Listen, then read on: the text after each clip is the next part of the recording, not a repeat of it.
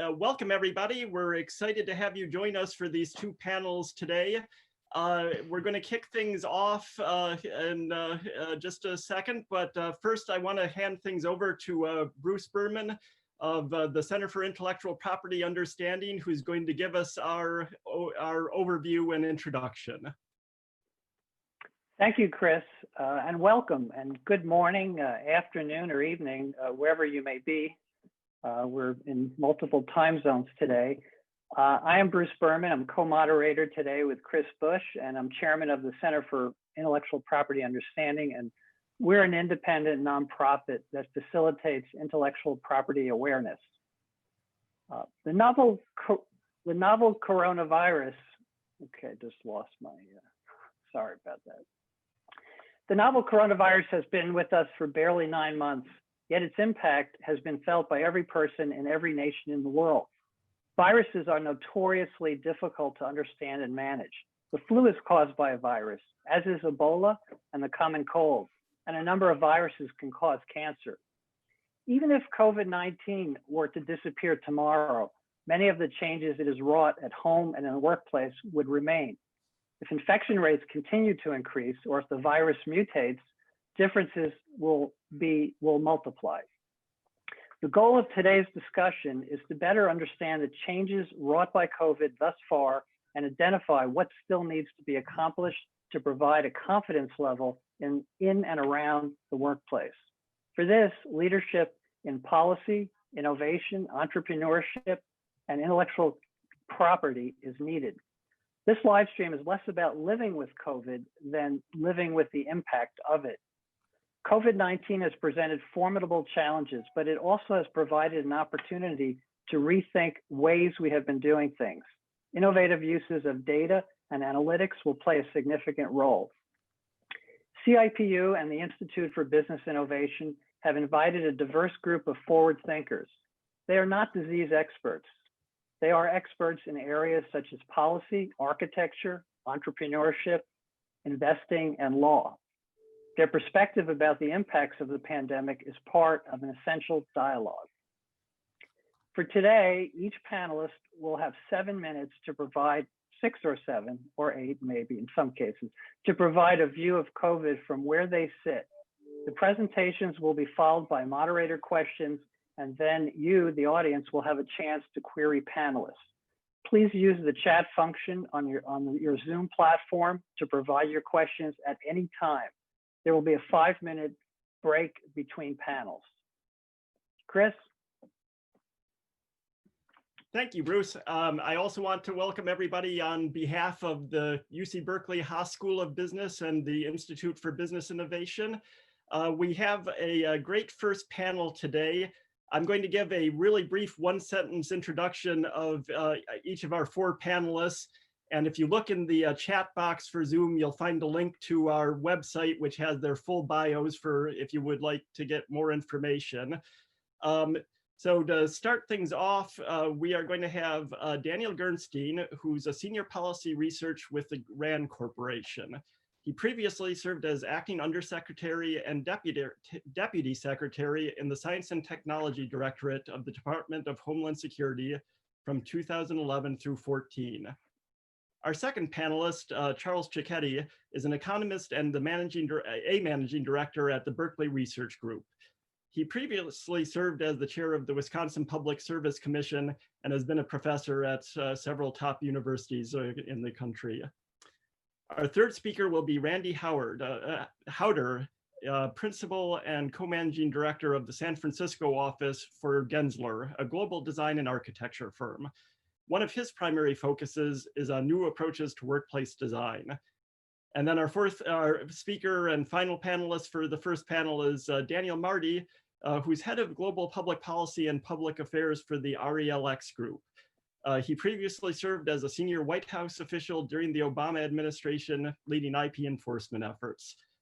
So with that, I want to turn it over to Daniel Gernstein to start us off. Daniel will give you 7 minutes to make your initial presentation.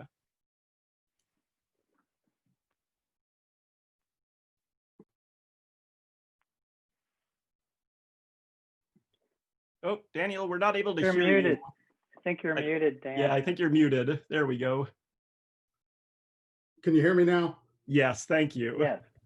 Sorry about that. So I have three major topics that I'd like to talk about today. I'd like to first start out very quickly with economic winners and losers, and then turn our discussion to what have we actually learned about our economy, and then finally end up with what are the likely long-term economic impacts that we're going to see from COVID. So the first thing I'd like to do is just introduce the topic and say, I'd like to say that this is a once in a generation event. But unfortunately, the last 20 years have told us with West Nile virus, SARS and MERS, two other coronaviruses, H1N1, Ebola, and Zika, and now COVID, that we are far more likely to see this occur in the future as well. I think we're at an incredible inflection point. We will measure much of the rest of certainly the next decade or two in terms of pre-COVID and post-COVID. And we're seeing great societal and economic disruption. So let me turn to the economic winners and losers. And what I've done is I've kind of taken a look at what I call the winners, those things that have gained momentum during this period, some that are too soon to tell, and then some losers that are starting to emerge. And these may come as no surprise, but anything having to do with communications and anything, whether it's telework or telemedicine or teleeducation, social media and smartphones, broadband comms, and even augmented and virtual reality. In terms of science and technology, I see other winners, the research and development, biotech in particular, learning about the virus, and society actually learning about the virus. We're also starting to see more and more with artificial intelligence and autonomous and robotic systems. We're also seeing winners in enhanced services like delivery anything or personal supply chains that wind up terminating at our front door. So where is it too soon to tell? I'd say large scale gatherings, and that includes scientific and academic conferences and other higher education, government institutions. Think about the state and local governments. They are under some enormous stress right now. The Food and Drug Administration and the Centers for Disease Control and Prevention, also too soon to tell how they're going to fare. And then in spending, the defense budget, which was approaching $750 billion, where will that wind up? And how about cybersecurity? We have a lot of work going on the internet, but the cybersecurity perhaps has not kept pace. Things having to do with economic self-sufficiency, like 401ks and IRAs, and then health and medicine, too soon to tell where we'll wind up. What are some of the losers? Tourism and travel, including local transportation systems, airlines, cruise industries, brick and mortar establishments. We're seeing this play out as stores and restaurants and gyms and movie theaters and hotels are under enormous stress. Many may not recover. And then other service industries such as Uber and Lyft. So what have we learned about our economy? Well, the first thing is that there's a true disconnectedness between Wall Street and Main Street, and it's playing out with great effect on a daily basis. We also know that our economy lacks resilience. It has been designed for efficiency over preparedness, and therefore, our just-in-time logistics system is demonstrating that it does not work in a pandemic. And in fact, if you're going to have a just-in-time inventory system and you get an unforeseen disruption, it makes making rapid and critical decisions even that much more important. Also, global supply chains. There's a lot of talk now about decoupling and making the US more self-sufficient with regard to some key areas and decoupling our supply chains. And what I would say is I'm not sure that that's possible. I'm not sure it's going to be feasible. Certainly the first step is gaining end-to-end visibility of what our supply chains are made up of. Why do I say it might not be possible? I mean, even today, we're experiencing severe shortages in PPE, personal protective equipment, to include N95 masks, and we're over 9 months into this. You know, there are some parts of our system that we can only source from international partners. There's a special tree that grows in the Andean region, particularly in Chile, and it's used as an adjuvant for vaccines, that is to stimulate the immune response. And we're not going to be able to necessarily recreate that anytime soon. You know, one survey looked at companies, and 95% of the companies had been impacted by COVID. Only 56% had a plan to address disruptions from China. 32% took more than a month to recover, and only 27% actually had visibility into their supply chains. So what are the long-term economic impacts? The first one I would say is we're seeing an acceleration of the move to the future economy, that is the future of work. And we're starting to see areas where it's going to make more sense to have automation, robotics, artificial intelligence begin to take over for humans. We're also Sorry seeing— to interrupt, just a quick note, well, you've got about 1 more minute. Okay. The definition of critical infrastructure has also changed. Nobody would have predicted at the beginning of COVID that things like supermarkets and beef and pork processing plants and educators and education systems would become part of our critical infrastructure. And then long-term effects. And here I think we really have to pause. The recovery, if previous recoveries are any indication, is 10 to 20 years. Some businesses are likely never to recover.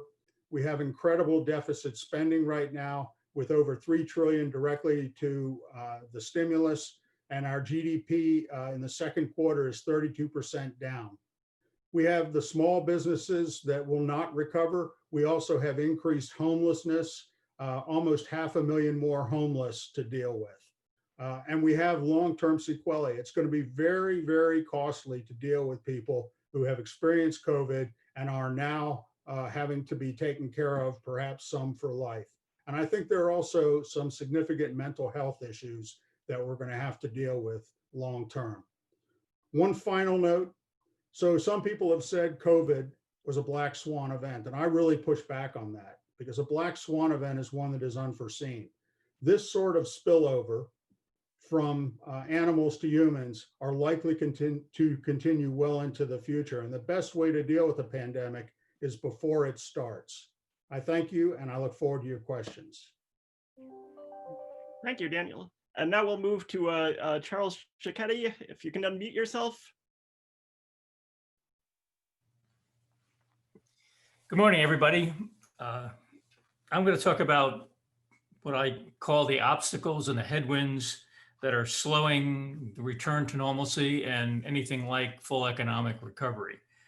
And in doing so, I'm going to discuss them into 3 buckets. So I'm going to talk about legal and regulatory issues, some economic issues, and some health-related issues.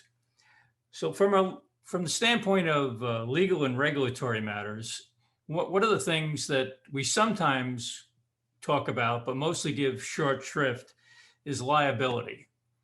If people are going to return to the workplace, an employer is going to have responsibility for maintaining certain health and safety standards to protect employees in a world with with COVID-19 still affecting and infecting people. And so that's really an important issue.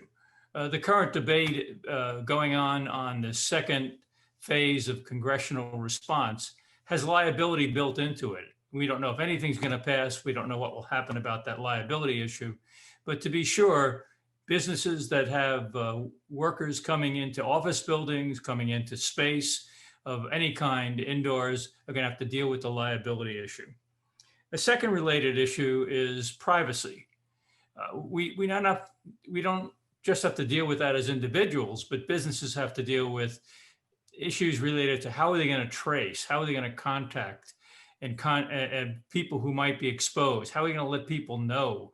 How is that all going to take place? Will there be one standard, or will each county in the nation literally come under the health officials in that county? And that's a major issue.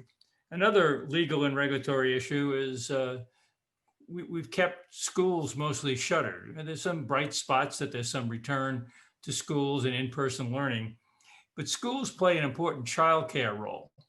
And without schools being available essentially under a normal schedule, that childcare burden is going to be particularly hard felt among low-income individuals who have no options to return to at least one spouse and a two-spouse family to the workplace.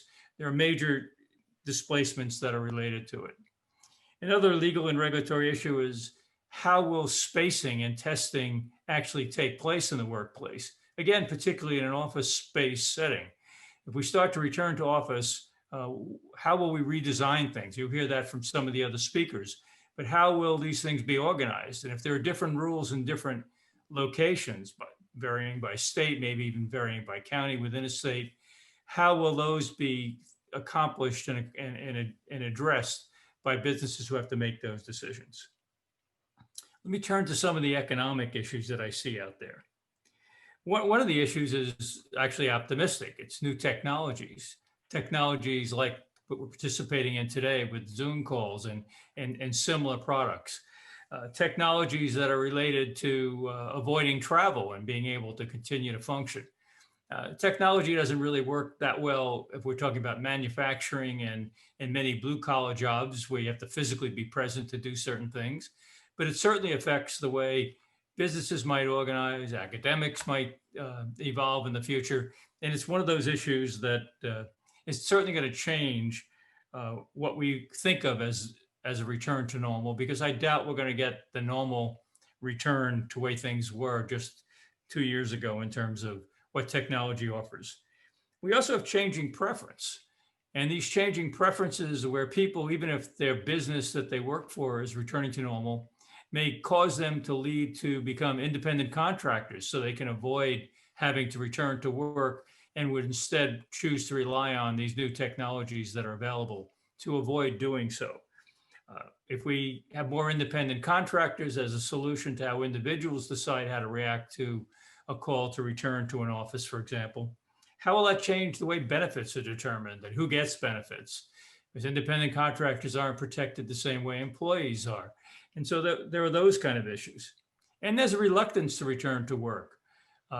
Some businesses and even businesses in other countries as well are paying inducement pay to get the people who are hesitant to return to work be rewarded for doing so, and something in the range of $50 to $75 a day to make up for the fact that you now have to return to a world where you have to keep your clothes in a certain business professional sense, pay for lunches, pay for commuting, pay for childcare. So those kind of incentives to get people back to work are certainly out there. Let me turn now to the health-related issues. Bad science, I think, and I've explained this in other contexts, looks to the number of cases which are a function of the amount of tests. The real health-related issue should be, what about hospitalizations? What about symptomatic infections as opposed to infection rates? What about the difference of the disease and its likelihood of becoming infected, as well as how you respond to that infection, how your body responds to it based upon your age? And therefore, how does this affect the way we adopt rules for returning to work? How much will businesses take these into account? How much will individuals take these into account? These health-related issues that go much beyond the simple-minded idea of looking at tests or number of infections that are positive in those tests without taking into account the true health effects, like are you symptomatic? Are you likely to be symptomatic? What is your risk of death? What is your risk of hospitalization? These are really important issues that I think we'll start to think about as the world starts to begin the process, which I think will be relatively slow, of returning to business as usual. The numbers of the economy may look good, and they may continue to improve, and I suspect they will. But the actual return to what we were doing as little as a year ago, those are the questions that I'm trying to get you to address. Charlie, sorry to interrupt you. You've got about 1 more minute left. Okay, I'm almost done. So there's also some major uncertainty that's out there that is slowing things down. And I think we should be mature and address them. One is some states are changing the rules of what it takes to be recovering, what it takes to open up. That creates uncertainty that businesses can't plan ahead. They have to be prepared to deal with the fact that not only may states change rules, but counties may reject the state change and adopt their own set of rules in place of them. And then there's also the new issue, which I think is a growing fear of vaccines. I understand politics. I love politics. I embrace politics. But the debate over vaccines is certainly creating a new fear. And without vaccines giving the reassurance both to individuals as well as their colleagues, we have a very strong blowback or pushback on the issue of returning to normal. With that, thank you. And I'm also joined Dan and looking forward to your questions. Thanks. Thank you, Charlie. Next, we're going to go to Randy Howder. Randy, I know you've got some slides to share. Would you like to go ahead and share your screen? Yeah, can you all see my screen? I can, thank you. Yeah, so as the only designer in the crowd, I'm the one with the visuals, but you know, as Dan and Charlie both alluded to, the sort of future of work and its uncertainty is sort of key part of the discussion today. And when I say work in this context, I obviously I'm referring to people who generally have worked in offices. I recognize there's a whole segment of the economy of people who don't have that kind of place of work. But I think the fundamental thing that's happened as we all are working from our home offices or wherever is that this notion of work and workplace has been forever altered. And our company is the largest design firm in the world. And we like to say we went from 55 offices around the world on March 12th to 5,500 the following Monday. And I think most companies and most individuals have found this transition actually somewhat easier than they thought. Overnight, we learned new behaviors, technologies. It's said that this has accelerated the adoption of workplace technologies by 5 to 10 years, as kind of Dan alluded to. Now that we're all in this work from home, and as Charlie said, we're kind of starting to come back in different ways, depending on regions, that future is probably forever altered, and it will be different for each company, each location, each culture. Our own research says that people want to go back to the office. This survey was taken back at the beginning of the summer. We're about to release another version of it this week, but it says still the majority of people actually want the office to be their primary place of work. But a significant and growing portion have gotten used to some of the productivity enhancements of being at home and the flexibility of being with their families. Interestingly, the people who want to go back to the office the most are actually the sort of millennials and younger, because they're craving that sort of mentorship, you know, connection with friends and colleagues. That's a significant part of their development as young professionals. And they also lack the resources generally and the living conditions to have a nice home office or even proper internet connectivity. We see the sort of managers, middle managers and above being the most comfortable kind of being at home most often. But regardless, people miss human contact. It's the people that they miss. It's the people they come into the office for, and they're finding it harder despite all of these wonderful tools that we've all adopted to collaborate and stay up to speed on what's happening in the office. But what we're seeing is probably going to be adopted is this new era of choice and autonomy. And we're thinking about it in sort of this 5-5-5 scale. So someone, a significant number of people come to the office 5 days per week. A significant number will come 5 days per month. And a growing and significant number will come just 5 days per year. And so companies need to plan for that entire range, and the success, the competitive advantage going forward will be the way in which they adopt that flexibility as a means to empower their workforce.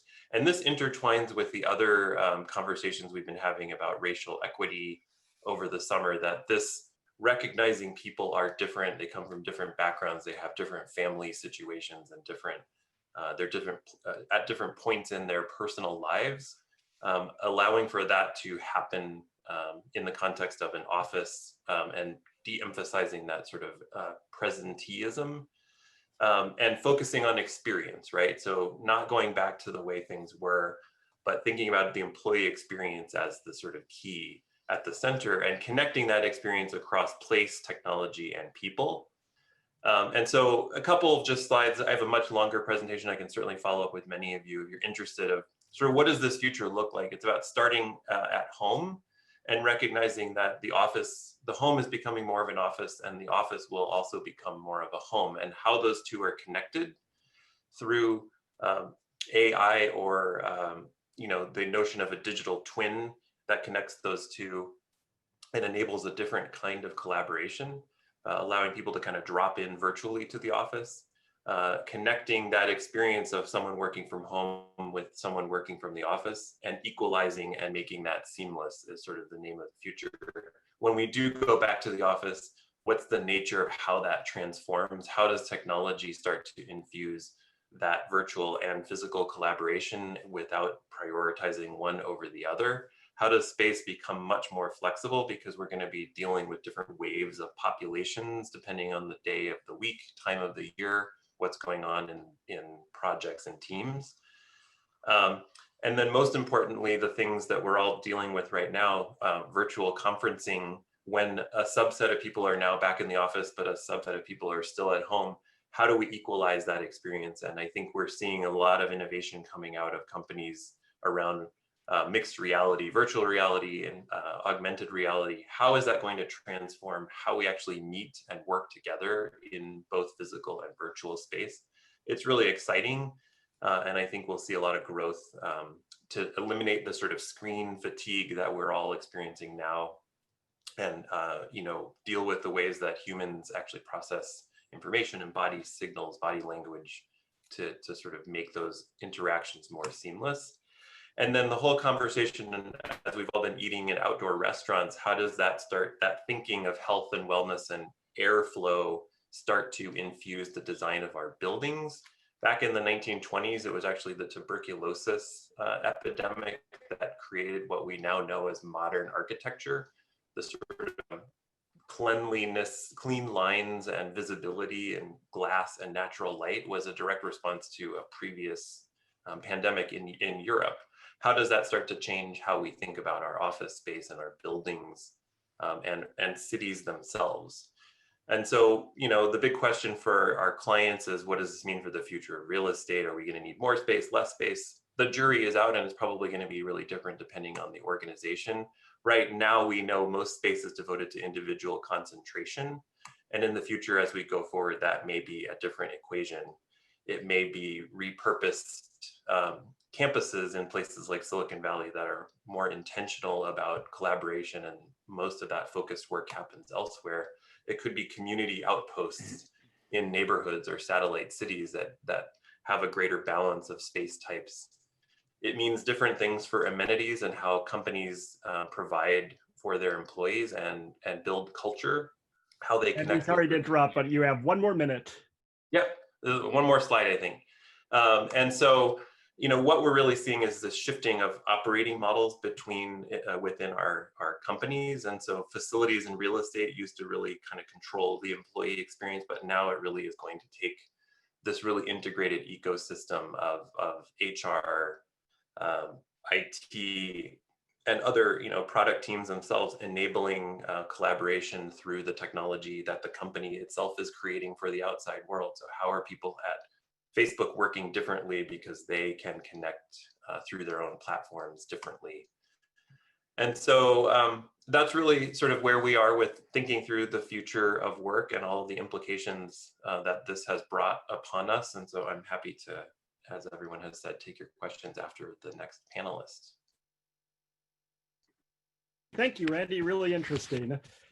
We're going to finish off our first set of panel presentations with Danny Marty.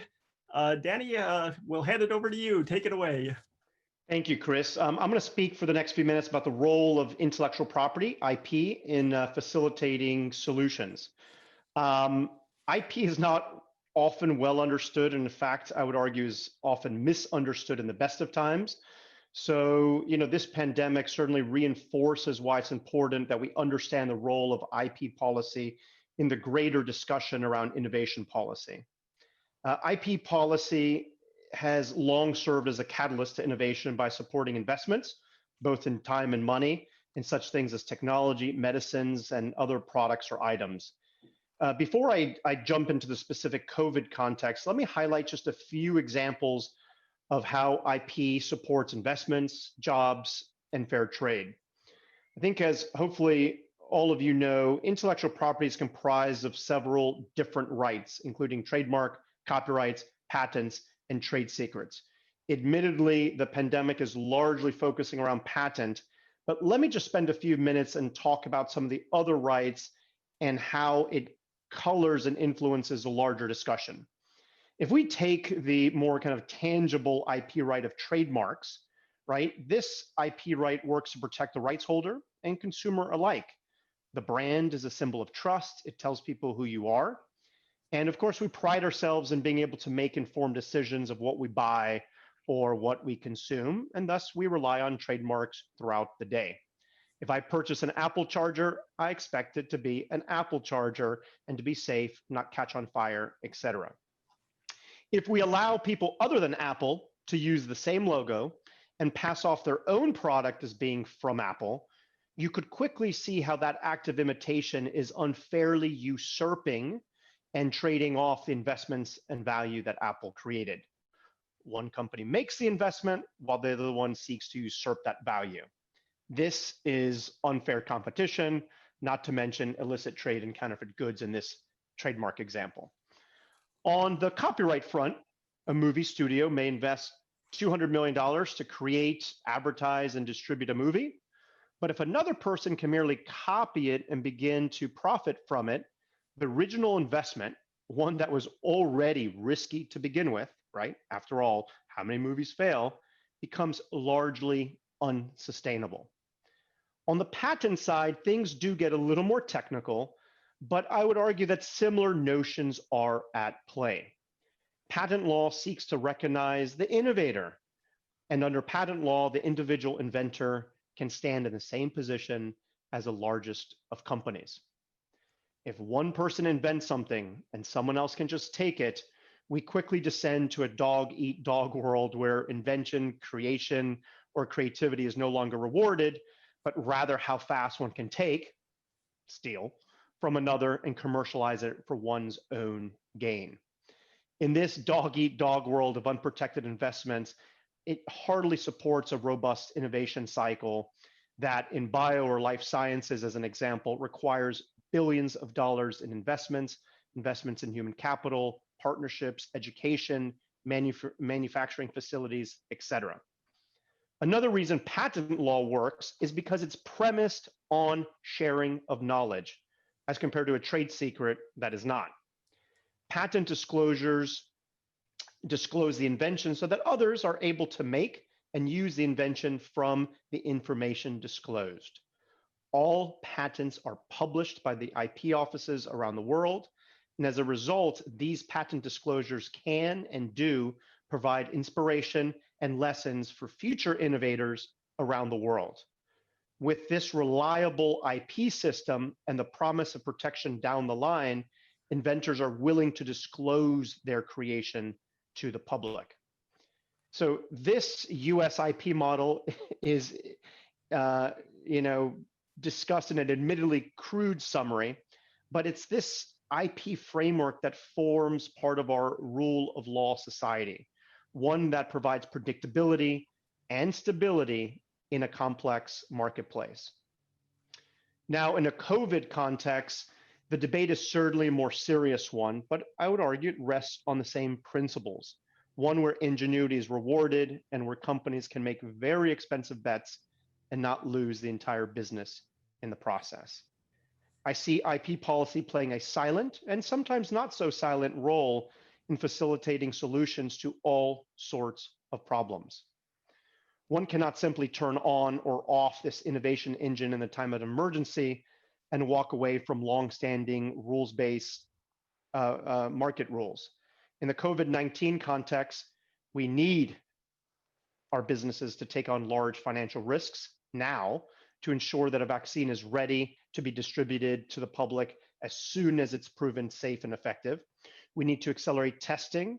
We need to rapidly and safely upscale cell lines. We need to shift and increase manufacturing capacity for hundreds of millions and indeed billions of doses. This is the IP system that helps inventors and companies to make the investments of time, energy, and resources necessary to develop a commercial market or method. It's this prior investment and inventions that make possible a rapid response now, allowing researchers to jump in quickly using a variety of scientific techniques. Just in the closing minute or two, I think we should be concerned when we hear statements like IP is a barrier to innovation. I think the scale of private sector mobilization during the pandemic is unprecedented. And while IP rights may not be leading each and every advancement, it often serves as that silent partner or force that helps to drive much of the innovation around us. The evidence also shows that there are a number of voluntary actions being undertaken by many IP rights holders during this crisis, including innovative license agreements, the publication of scientific data on a free-to-use basis, the publication of scientific specifications that allow other manufacturers to piggyback on these learnings. And there are a number of partnerships around low-cost or nonprofit vaccine developments. I think all of this is contributing solutions at a time that it's critical that we have more and not less of them. Chris, back to you. Great, and perfect timing, Danny. Thank you. So we're now going to move into about 10 minutes of general discussion between myself and the panelists and among the panelists. I did want to remind everybody that for the last 10 or 15 minutes, we are going to be opening it up to your questions. Please put your questions in the chat box for any of the panelists. And when we get to the Q&A in a few minutes, we'll go ahead and call on you to unmute yourself and ask your question. So with that, Danny, actually, I wanted to quickly just start with you on that IP front. I'm curious if you've seen any good examples. You mentioned right at the end of your presentation there, some innovative licensing agreements that you've heard talk of, elements like that. How are you seeing the balance, especially during this coronavirus era, between openness and sharing and innovation versus the more, I guess, traditional closed IP system? Yeah, Chris, I think the word balance in this respect is the one we're seeing the most in during the pandemic. I think all businesses across industries are realizing that we all need to be part of the solution, and perhaps we can worry about profits and losses later on. You still can't lose your shirt in the process, but everyone has to roll up their sleeves and do their part. And even out of the technology and life sciences space, you see, hotel chains opening up their doors to medical professionals and first responders. That's what I mean in this kind of partnership in contributing. On the bio and life sciences, we've seen a number of companies enter into partnerships where they have pledged low-cost vaccines once we get there, or vaccines to be developed on a non-for-profit basis. J&J, for example, had one such example, but everything from Pfizer to Merck. Company at RELX, one of the RELX businesses is Elsevier, one of the leading scientific, technical, medical publishers. And although we received no government funding to do the peer and editorial review and hosting of the value-added version of the article that appears in our journals, we have partnered with NIH and the World Health Organization to make all of the articles that report on COVID or previous SARS research publicly available at no cost on public repositories, including hosted by the government at NIH and the World Health Organization. to try to make sure that we can also do our part to facilitate a solution. Great, thank you, Danny. Dan Gernstein, I wanted to jump to you next and ask you the question, how do you find the right balance, or how do we as a society, I should say, find the right balance between managing coronavirus as well as future pandemic or climate risks with things like privacy concerns and damage to people's livelihoods? I know you addressed a little bit of that already in your presentation, but maybe if you can expand on that or talk about some of those trade-offs. Well, that was a pretty complex question, but I think what you were asking initially was looking at disease and the human effects that are causing the disease to become more prevalent as the first part of that topic. And if I got that right, you're right on target. And that is that as humans begin to move out into non-traditional areas and as species begin to mix, we see more and more opportunities for the sorts of spillovers. So in my early remarks, when I talked about that litany of diseases, they're coming more frequently. And in fact, most of the diseases today that we're seeing, and certainly most of the viral diseases, are actually coming from a zoonotic source, that is from an animal source. And so that is really a problem that we're going to have to deal with. What was the second part of your question? I was curious about managing those types of risks versus other human issues, like privacy concerns is obviously a big one when it comes to things like tracking in a coronavirus era. Well, coming from the Department of Homeland Security, I've spent a lot of time thinking about the concept of risk.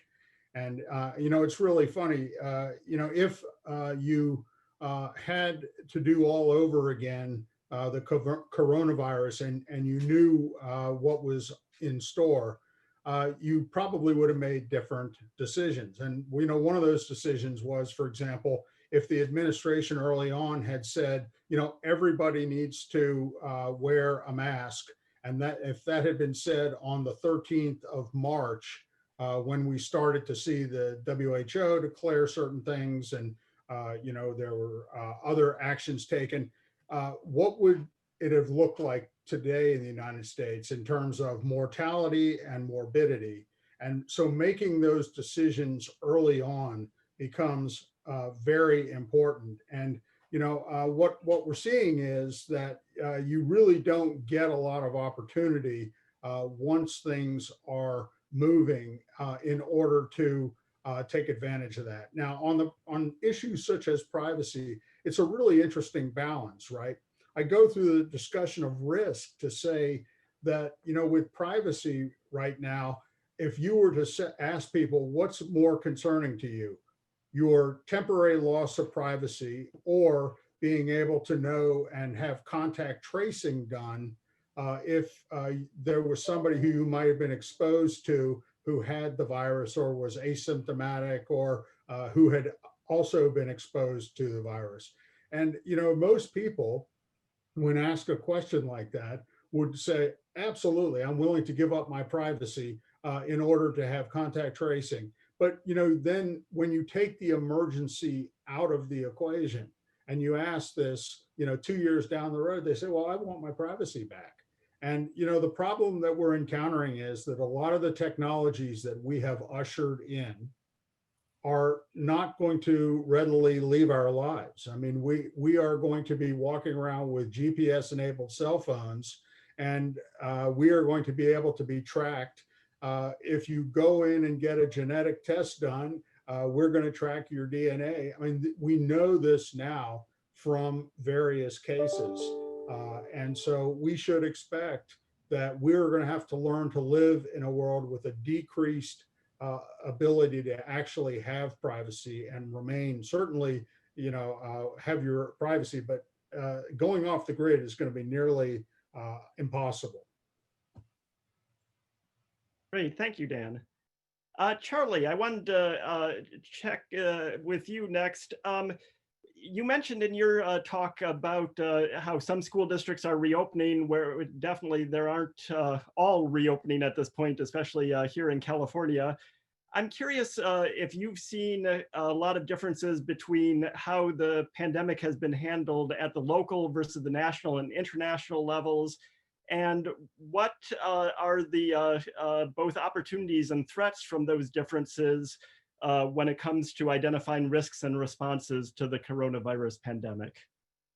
Yeah, I think from a legal standpoint, the way in which we've declared the emergency is that we didn't do it at the national level. We did it at the state level, and then within states, we did it even at the county and the local level.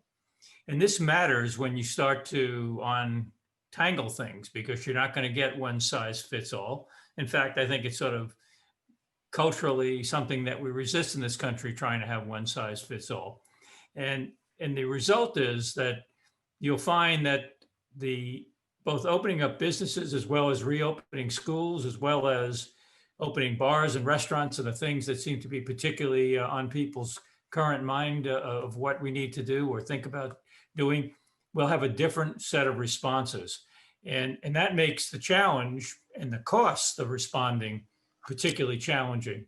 But it also makes how we deal with a second wave or a new pandemic. We've learned a lot. We know that not everybody's at the same level of risk. We know that every circumstance is not the same. We see the debate last night having people be tested so they could walk around without masks. We see the NBA having testing. We see all sorts of changing rules and mindsets. And the question is, how much will people tolerate? And I think Daniel just made an excellent point, which is in an emergency, and while we have confidence in public officials, and while we have confidence in a scientific answer, we're likely to do a lot.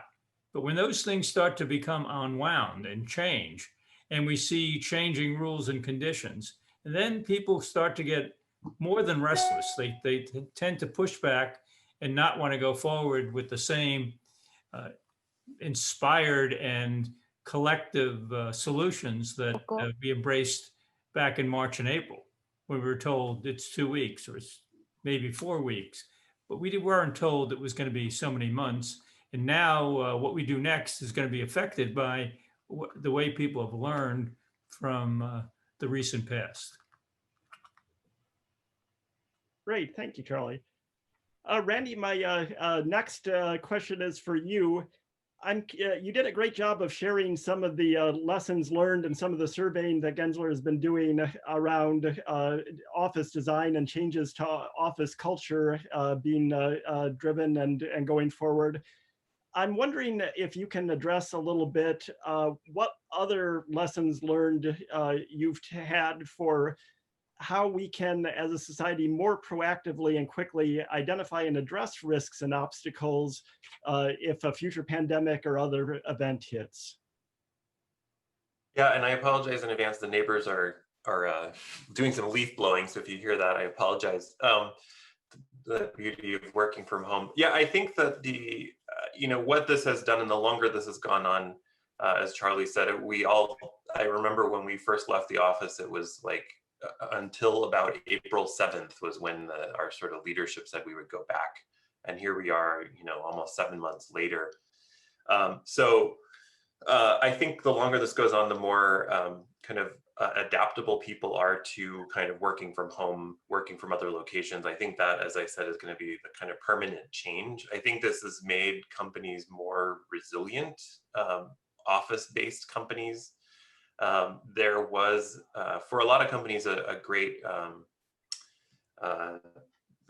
they did not take kindly to kind of flexibility in working from home. I think that this is ultimately made it sort of more easy for companies to adapt if there's a second wave, if there's another pandemic, that many of these changes are permanent, and the ability to, I think the confidence this has given organizations that they actually have the wherewithal to keep their businesses moving forward, keep people productive, and in a lot of cases, they saw productivity go up.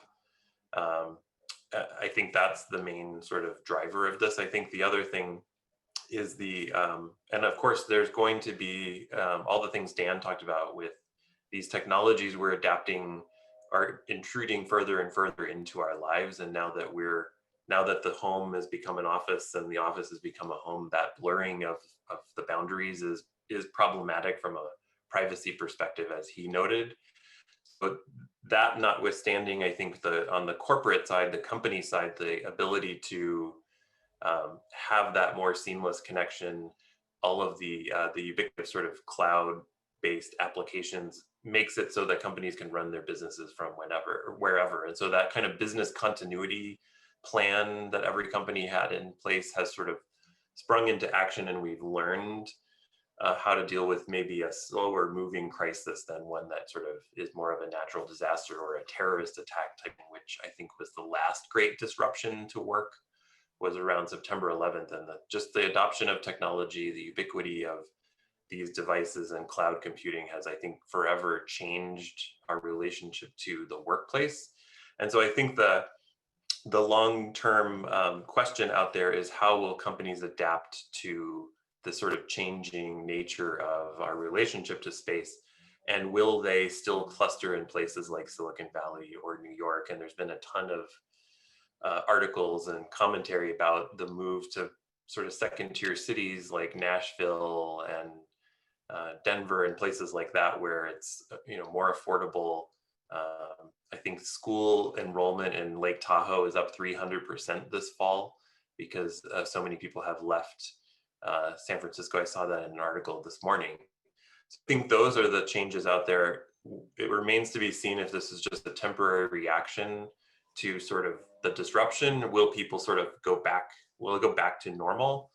That's the open question. And I think when the things like vaccines and other things give us that certainty that Charlie talked about, I think then only after that point will we be able to see if these sorts of changes are permanent. But it's no doubt that this is sort of a 7-month disruption in kind of basic business operations. It's now kind of gone on too long to not be a permanent disruption in some way. Great, thank you so much, Randy. I now want to open the audience, as well as if any of the panelists have questions to each other. Just a reminder for our audience, please go ahead and put any questions in the chat feature, and we'll go ahead and call on you. Randy, I am actually seeing a couple requests in the chat if you would be willing to share your slides. I don't know if those are available for public consumption. Yeah, happy to share them. Yeah, they're for public consumption, so happy to share those. I don't know, Chris, you can send them out because I don't have people's individual contact info, or feel free to reach out on LinkedIn. I can send them that way as well. Great, thanks, Randy. So we have a question in the chat from Richard Nugent. Richard, would you be able to unmute yourself and ask your question? Yes. Hello. Good evening from Belfast, in the UK, Northern Ireland. The key question I have is, obviously this is an IP focused discussion, and really it's about government giving grants to all sorts of companies, not just health companies or hospitals, things like that. But are there in the US and maybe elsewhere where people are viewing this, are the governments giving grants to companies to help solve COVID-related problems? It could be often quite basic innovations, but are you seeing those sorts of innovations come through from those types of grants? Really, it's a fairly open question. Just interested to hear what the panel have to say on that type of topic. Great, thank you, Richard. Any of our panelists want to jump in and address that one? Yeah, I'll be happy to jump in at least first. Richard, thanks for the question. I think it's too early to say right now, what we're going to see coming out of the government issued funding and grant making. Certainly, we are trying to put everything that we have in our arsenal to use and see where the innovation comes from.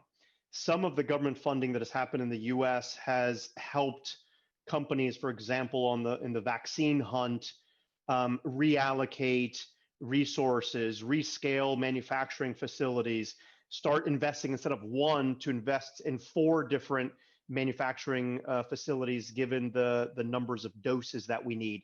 Something that just requires some additional government funding and financing to reduce any delay that might exist in the private sector, as we have all been hammered and having to retool, reallocate, reassess how we do business in the pandemic. So we have been seeing that. The US government has already granted hundreds of millions of dollars towards the search for a vaccine. Some of the monies that have been doled out have been in partnership. For example, one pharmaceutical company, the US government put in a few $100 million, while the other company had to put in $600 million in order to create one of those government finance partnerships. The government has also doled out money to, again, help spur the necessary changes and investments that need to be done to minimize downtime by pre-purchasing doses, still sight unseen, but having that additional financing come through at this time is also intended to accelerate the search. I can add a couple things. This is Dan Gerstein. DHS, Department of Homeland Security, has, through their Federal Emergency Management Agency, FEMA, has handed out a number of grants, and the grants are for a variety of purposes. They're everything from trying to assist in businesses being able to prepare to reopen. That is, many of them need to put up the barriers and such that allow for more safe interactions. I was going to mention the vaccines as well. I think it's almost $1.5 billion actually, in terms of the commitments that have been made and some of the joint ventures that have been started. The Defense Production Act has been invoked to try to stimulate companies, and that's not necessarily a grant per se, but it does give those companies certain benefits with respect to opening up and satisfying specific needs that the government has. The legislation that has been done by the Congress, the CARES Act, and there's a second or a larger stimulus that's being contemplated. That really has to help with the state and local governments, who are right now in very, very poor shape. And in fact, if they don't get relief shortly, are likely to have to get rid of essential services. And many of those essential services are really lifelines that are keeping people moving. Part of the CARES Act was actually handing out grants. I'll call them grants, but it was really paying people stipends so that they would, have money for food and other living expenses. So there's a lot of discussion that's already gone on. There's other discussion that DHS, the Department of Homeland Security here in the United States, is contemplating. Thank you, Daniel. We're almost out of time, but Bruce, did you have a final question that you wanted to ask this panel before we move on to the next? I do, actually. Thank you for offering this to me, Chris. I was wondering, China has apparently has done a uniquely good job in managing COVID. They've had their, Wuhan started down the wrong road, but they were able to recuperate. So did democracies like South Korea. I'm just wondering, is there an inherent strength in managing COVID if you're a more, how shall I say, authoritarian government? Dan Gerstein? Yeah, that's a great question. And there's a lot embedded in there. So the first thing is that many of the countries that did very well can actually trace that lineage back to 2003 and the SARS disease. And what happened during SARS was all those countries like, Hong Kong, Taiwan, Korea, they suffered greatly during SARS, and they were hit very hard. And so when they saw the early stages of this coronavirus, they immediately took measures. They went into the quarantine, social distancing, wearing of masks, and they did this so rapidly that they were able to really stop it before it got a hold in their countries. And of course, with travel shut down, that took additional pressures off of it. So that's part of what we see. I would make one comment about China, and I'm not being a China apologist, but I will say that I've taken the China response to SARS in 2003, and I put it on the same timeline as the COVID response of 2019. And lo and behold, they are about a month and a week better than they were back in 2003 in terms of talking to the World Health Organization. For example, they actually told the World Health Organization on the 31st of December that they had a problem. And they were trying to figure out what their problem was, but they knew they had a respiratory disease. They weren't sure how severe it was. And even you can't really expect them to have understood it at that point, because they had only really seen it for about 2.5, 3 weeks by that point, and they were still trying to characterize it. So it's really interesting when you lay out these timelines and try to identify what people knew, what countries knew, how they reacted, the measures they took in response. Mm-hmm. Thank you. Thank you so much, Dan. We're now going to wrap up our first panel. A big thank you to all of our panelists, all 4 of our panelists. I hope they're all going to be able to stick around, and maybe if you have any other questions at the end of the second panel, they'll be able to chime in again there as well. We're going to take a really brief 5-minute break to get the second group of panelists ready to go, and then we will start back up again 5 minutes from now. At 11:38 California time, 2:38 East Coast time, if I'm doing the math correctly. And we hope you'll all stick around for these 5 minutes while we make the transition. Back to Bruce Berman at the Center for Intellectual Property Understanding to take us away with the second panel.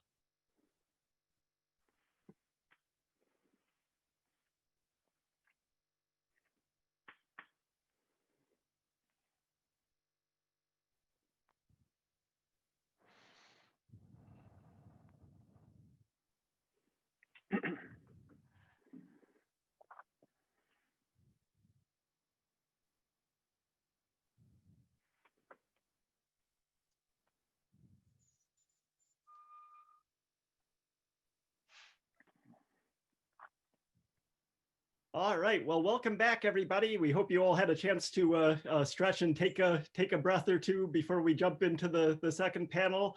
I'm really excited to hear this group as well. And with that, let me hand it over to Bruce Berman to start it off. Thank you, Chris. Welcome back, or welcome if you're just joining us. That was a terrific first panel. Very interesting. I had questions I wanted to ask, but I don't want to overstay my welcome. This panel will look more. The first panel was more focused on identifying some of the obstacles. This panel, ideally, is going to look at some of the developments currently being done or should be done, and how do we fund them? How do we get them to commercialization? Eric Brynjolfsson, an economist and director of the Digital Economy Lab at Stanford, said earlier this month, when it comes to remote work, the last 10 weeks have seen more changes than we've seen in the previous 20 years. Now, that might be overstating it a bit, but it's the point's well taken. COVID-19 has wrought changes in how we approach work, life, and education, and it will continue to. New products and services are needed to navigate these difficult waters. The panel you're about to hear will explore what is being done or can be done to develop and manage the impact of coronavirus and get the economy rolling. Some solutions will draw on advanced technology and science. Others will be surprisingly low tech. Many will rely on intellectual property rights like patents and trade secrets to obtain funding and commercialize products. Living with coronavirus does not mean giving up on a vaccine or cure. We hear a lot about so-called new normal, but we are learning that the new normal becomes old very quickly, evolves, with the number and nature of infections. The previous panel featured experts in policy, data, defense, architecture, economics, and environment. This panel will feature those engaged in inventing, entrepreneurship, investing, and law. And just to briefly introduce them, the full bios or fuller bios are on the website, the Haas Berkeley website, IBI website. But just briefly, Adam Mossoff, who will be leading us off today, is a professor of law at George Mason University at the Scalia School of Law, chairman of the IP Forum at the Hudson Institute, and he's a member of the board of directors of CIPU. Rhonda Schrader is executive director of the Berkeley Haas Entrepreneurship Program, and she's engaged with some very interesting companies, young companies that are involved in COVID-related activities. Gary Lauder is a experienced veteran, you might say, venture capitalist and technology investor in Silicon Valley. And finally, Dan Brown, a successful inventor and entrepreneur with 40 plus patents. Dan's a professor of engineering design at Northwestern, and he's inventor of the InstaShield, which he can tell you more about in a little while, but InstaShield, I think, sold 800,000 pieces, 200,000 of which were given away. And I'm sure he can tell you more about that. Let's start off with Adam. Adam? Thank you, Bruce. Are you there, Adam? Yep, I'm here. Can you all hear me? Yes, we can. Excellent. Well, it's always good to start with the professor, get the castles in the clouds a discussion out of the way, and then you can get down to the brass tacks of what the real world innovators and business persons and policymakers are doing. But I'm very happy to be here today and honored to be representing the CIPU as a panelist, as a board member. My area of specialization, of course, is intellectual property, and luckily I'll be able to riff off of some of the earlier remarks by Danny in the last panel.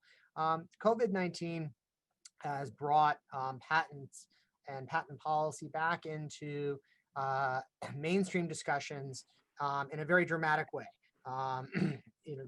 There's always been some policy wonks and those of us who care about these issues, but now you have New York Times op-eds and others talking about the role of patents and the role that patents serve in the facilitation development of drugs and diagnostic tests and, of course, vaccines.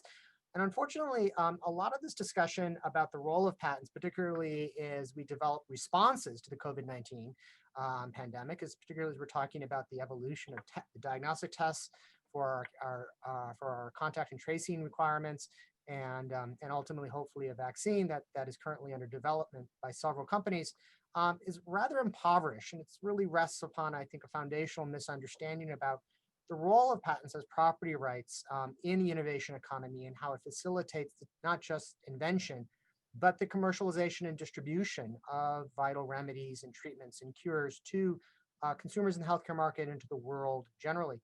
And of course, this is implicated in our understandings and sometimes an impoverished understanding, I believe, of what patent policy actually requires of innovators and firms working in the innovation industries. And so as part of the response to COVID-19, I think that a COVID-19 world requires a better IP literacy among the public and among policymakers. And hopefully people will become more informed about intellectual property and the vital role that it serves in our life in driving an innovation economy and creating a flourishing society. Now, at root, a lot of people understand what the role that patents serve in kind of a very conventional way, normally framed up as a trade-off between kind of, well, we want to incentivize people to create, and so we dangle a monopoly in front of them, the patent, and of course, so we are trading off the gains from these inventions, these new creations that are disclosed through the patents, as Danny very eloquently described, against the losses of access from locking up the innovation for a short period of time in this monopoly grant, right? I think this was kind of captured a little bit implicitly in Chris and Danny's discussion, where they talked about the balance between open versus closed approaches. And in fact, we saw this immediately in response to COVID-19 when people were talking about the responses in the healthcare industry more generally. The responses among many activists and policymakers was immediately to say people should give up their patents, and there should be no patents on vaccines, and there should be no patents on drugs that treat COVID-19. And again, because the assumption is patents are a blockade, they're a tax on innovation and on access. But patents are not a monopoly interest, they're not a monopoly grant, they're a property right. And like all property rights, they are a platform for innovation, not just invention, but innovation in the marketplace. They facilitate commercial exchanges and investments in infrastructure, both at the research and development stage and in the development of business models, I think as Danny described very well. I mean, of course, it drives investment, and venture capitalists rely upon patents. We see this every day, every week in Shark Tank. Serves as collateral for investments, makes possible licensing and other types of activities in the marketplace that facilitates the efficient distribution of products and services to everyone, especially and is highly exemplified by our smartphones, which are actually, the smartphone industry is the most patent-intensive industry in the world in human history, and yet it represents some of the fastest innovative developments, the quickest entry of new products and services, and surprisingly to many people, although not to me, some of the fastest quality adjusted price reductions over time that we have seen in the history of modern capitalism. So we know today that that COVID-19 is not going to be a repeat of the Spanish flu pandemic of 1917, in which approximately 50 million people died around the globe. And that is because the biopharmaceutical industry has sprung into action, as Danny described it earlier a little bit. And the reason they've been able to do this is because of this principle about patents as serving as a platform, as a facilitator of development and of communication, applies in all aspects of the innovation economy, especially to the biopharmaceutical industry. And the examples of this are profound and are and just to give you one small example of this, there are right now currently over 700 drugs, diagnostic tests, and vaccines currently under development or testing in clinical trials for deployment against the COVID-19 virus. And this is really significant, right? I mean, this is unheralded. This has never happened. This is unprecedented response from an entire sector of our economy to an immediate condition. And there's, as Danny described, and it's true, there's been incredible amounts of information sharing between and amongst firms in the biopharmaceutical sector, as well as cooperation through licensing agreements and other types of commercial exchanges. And all of this has been made possible given the extensive research and development and commercial infrastructure that has been created over the past 4 decades, and hundreds of billions, if not ultimately trillions of dollars that have been invested in creating this infrastructure. And this was all done on the basis of reliable and effective property rights, patents in these new innovative healthcare treatments, which have made modern life in the 21st century a veritable miracle by historical standards. And we know that patents have served this important role. The United States led the world, starting with the very famous Supreme Court decision, Diamond v. Chakrabarty in 1981, that said that genetically engineered byproducts of research and development are patentable, even if they may be alive. And while the rest of the world balked at protecting these types of innovations, the United States took the lead in saying you can do this. Venture capital immediately flowed into this. You had immediate spin-offs from universities through the Bayh-Dole Act, creating massive amount of development and creating our modern biotech revolution. And this is really Adam, important. Yes. 1 more minute. Yep. This is really important because the average R&D behind every drug approved by the Federal Drug Administration is $2.6 billion and represents approximately 10 to 15 years of testing and development. I mean, in fact, generally, every FDA-approved drug represents initially 10,000 molecules that were tested by a particular company or a researcher. That was eventually reduced down to 250 compounds that were approved for clinical testing, of which then 5 compounds make it through the just phase 3 clinical testing, of which then 1 is finally approved for the market. And so we have to have a better understanding of the legal and economic function of patents as platforms for innovation, especially for commercial development, and stop blaming barriers to access on platforms.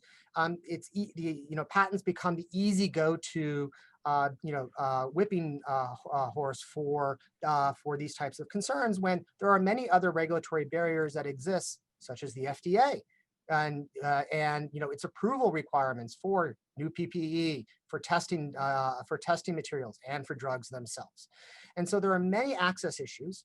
They are not all caused by the patent system, and in fact, in very many ways, they are not reducible to the patent system at all. And so I'm looking forward to a more robust, vibrant discussion about how we are developing these ways of responding to COVID-19 along with intellectual property. Thank you. Thank you, Adam. That was very interesting. Terrific intro. Rhonda, you're up next. Your introductory remarks, please. Oop, Rhonda, I think you're muted.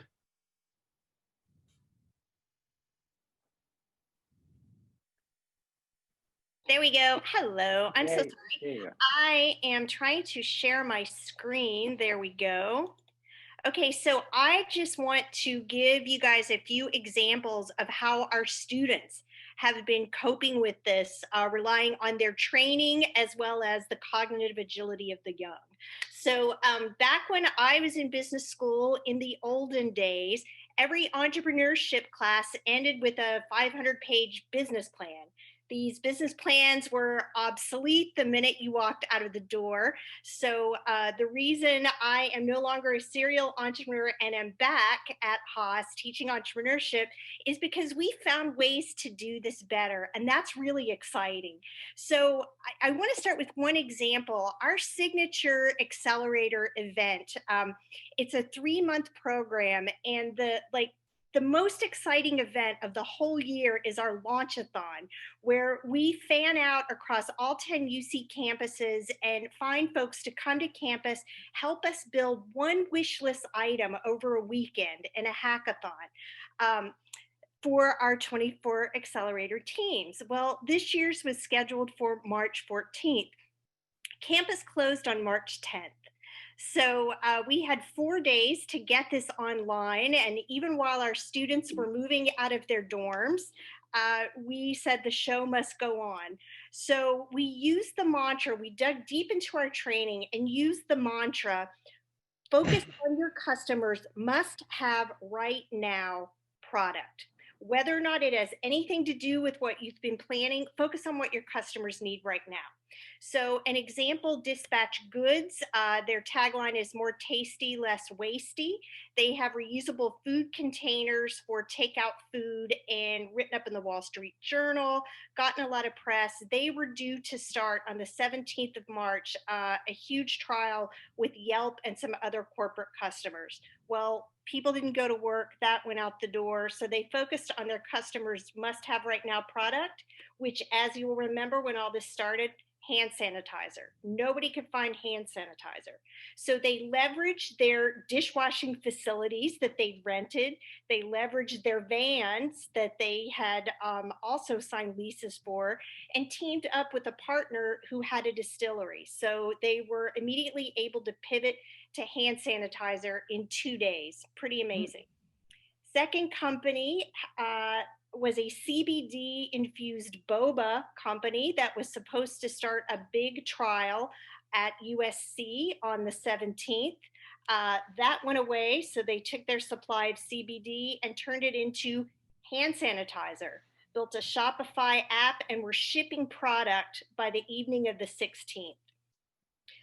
This is a face you'll all recognize from last night, but the two ladies on either side are launch alums. They are both CEOs of successful companies, but what they found was the problem about getting masks from people who had them in their garages or had stockpiled them for other reasons to frontline healthcare workers. So they started a very simple matching platform using the infrastructure from their companies called Mask Match. They've now matched around 1 million folks to exchange their mask, and they've been all over the press. Oops, sorry. And then finally, another alum company, Kite, door-to-door car rentals, with the leisure market torpedoing, they immediately had to pivot to who had the problem right now, and that was healthcare workers deploying to hotspots. So they pivoted their company quickly. And then as we moved into pandemic 2.0, where we were all forced to stay at home, this created some other opportunities for companies. This is also a launch company. It's a team of UCLA undergraduates that develops an app that sits on top of Slack and helps you communicate better with your teammates. So for instance, you have a teammate that likes just the facts, don't email me after 9 p.m. Kona can help you figure that out. And then another alum found that all of their friends were selling their cars because they no longer needed to commute, and they were buying more micro-mobility solutions. So they found that their friends were having problems finding out, well, which one should I buy? There's no real good source for information. So Ride Panda started their platform and wants to be the nerd wallet of micro-mobility. Another company, Saren, this is a current MBA student, is seeking to replicate spontaneous water cooler conversation. And they are getting a lot of takers because for certain segments, there are lots of folks who really miss that ability to just run into their coworkers. And here's another one of our teams. This is an evening weekend MBA student who recently went through our National I-Corps program. She had developed a precision healthcare platform to help folks receive healthcare and track symptoms and do a number of other things for chronic conditions. What she's finding now is that the biggest chronic condition that's growing now is what they're terming long haulers. These are folks who have had COVID and recovered from an antibody standpoint, but they are still experiencing symptoms, much like for other chronic conditions like Lyme. So, and one final thought I want to leave you with is, let me turn off. Sorry. Oops. Let me just click through this. So, oops. Basically, I want to share my screen. How can I continue doing that? So, this was a way of looking to history for solutions. And let me just turn off the sound so you can see what I'm talking about. This is a designer. I read about this last week in Vogue and I got so excited. So he looked to what designers did after World War II when they no longer had the supplies they needed. They couldn't travel, their customers couldn't travel to Paris for the fashion shows. These designers took their show on the road using marionettes. So it goes back to Bruce's talk about sometimes the solutions are low tech. But it's a great opportunity for us to continue looking at training, cognitive agility, as well as history and creativity. And it raises the question and the importance of bringing diverse voices and diverse perspectives, because we have a lot of problems to solve, and we're going to need everybody's help to do it. So thanks very much. Thank you, Rhonda. That was terrific. Very interesting. We'll get back to, I have some questions about that. We'll get back to that later. Gary Lauder, you're up next. I'm looking forward to your talk. Thank you very much. Let me just find the screen and share it. Okay. So making the best of the worst. Let's see, one sec.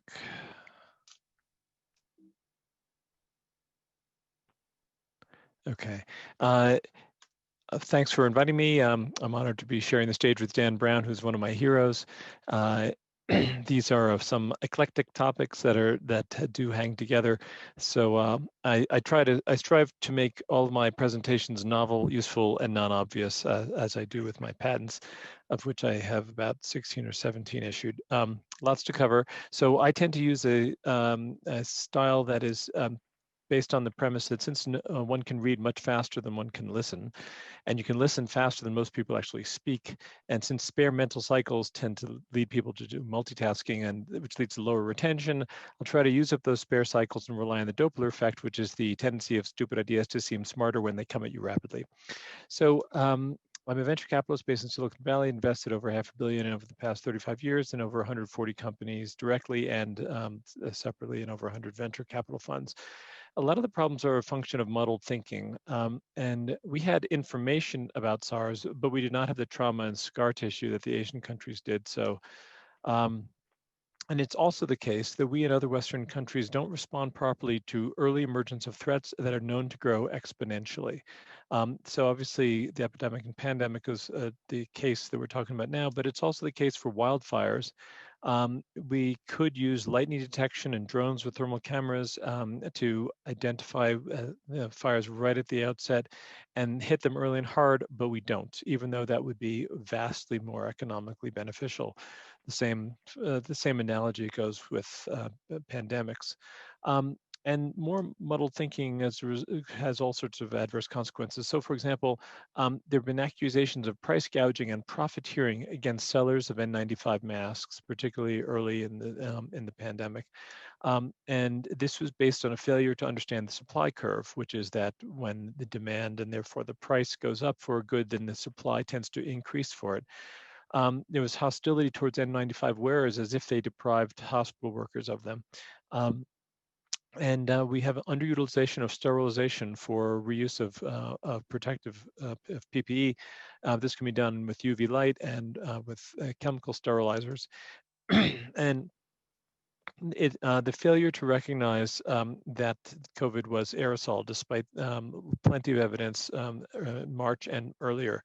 And the natural consequences are that we need to aggressively ventilate and do things outdoors, although obviously winter's coming, so we better figure this out quickly. So there's another cause of market failure, which is the absence of IP protection and the profit motive that causes under-promotion of free and inexpensive solutions. So for example, vitamin D results in 54% reduction in likelihood of getting COVID at all. And it also results in you're becoming about half as likely to die of it. And that's among hospitalized people. In other words, when they sampled people who went into the hospital for their vitamin D levels, those that were lowest were twice as likely to die. So, and that's just of people who went into the hospital, who were hospitalized. If I don't know what the statistic is, I mean the general population, but I think your likelihood of hospitalization is dramatically less as well. So that this understates the efficacy. Despite that, and despite the fact that the sun is free, pills are cheap, and it's more effective than remdesivir, we don't hear as much as we do about remdesivir. So anyway, and let me just emphasize. So this is exemplary of why the communist notion that patents should be done away with, and that then we'll have kumbaya, is just the completely false premise, because in the absence of the incentives, the profit incentives, you don't have even adequate promotion of those things that are already known as safe. In the absence of those incentives, you obviously wouldn't have the funding to do trials to determine if something is safe in the first place. So anyway, I already talked about re-sterilization of PPE, and another example of a cheap solution is it has been found that if you take a surgical mask, which generally is made of the same materials as an N95 mask, and you tie 3 rubber bands together and place them as shown in the diagram, that is as effective as an N95 mask. But however, it's not proprietary, so no one promoted that enough for it to be part of the general knowledge. So the folks who figured that out then came up with a proprietary and new and improved giant elastic mask holder.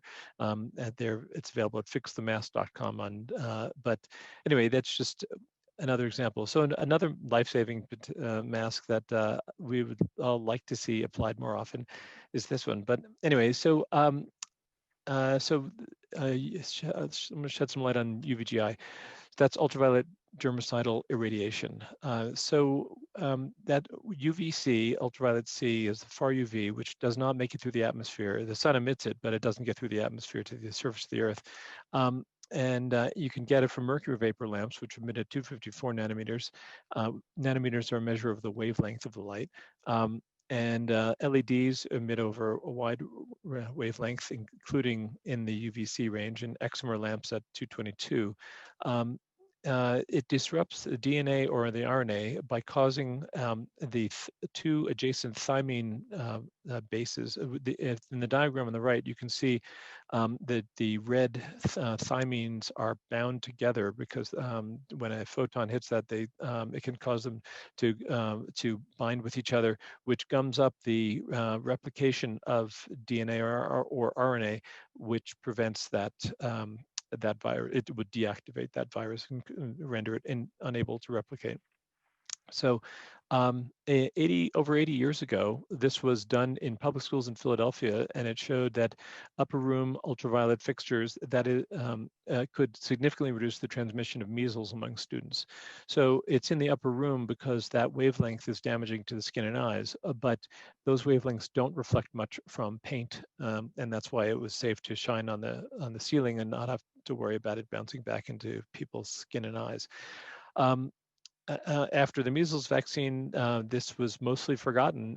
One can still buy this, but it's not adequately talked about, and it could be key for reopening schools. I've made some investments in several companies that are potentially helpful. So one company is Curative. This is the only one of these that I invested for COVID. They do now about 10% of all the tests in the United States. Nanotics is a company I invested in to cure cancer, and they have created nanoparticles that rapidly absorb cytokines, which are a key component of ARDS, acute respiratory distress syndrome, which is the main thing people die of when they have COVID. And so by absorbing those cytokines, it can arrest ARDS and prevent ARDS. It turns out that when after SARS, many people who got SARS were left with a long-term condition basically equivalent to chronic fatigue syndrome. And this company, Cortine, is developing a cure for chronic fatigue syndrome. And so, and that would be a pre-existing condition after people have it. So, and Soleus is a company that's developing a UVB light source to synthesize vitamin D in people's skin and other good photochemicals.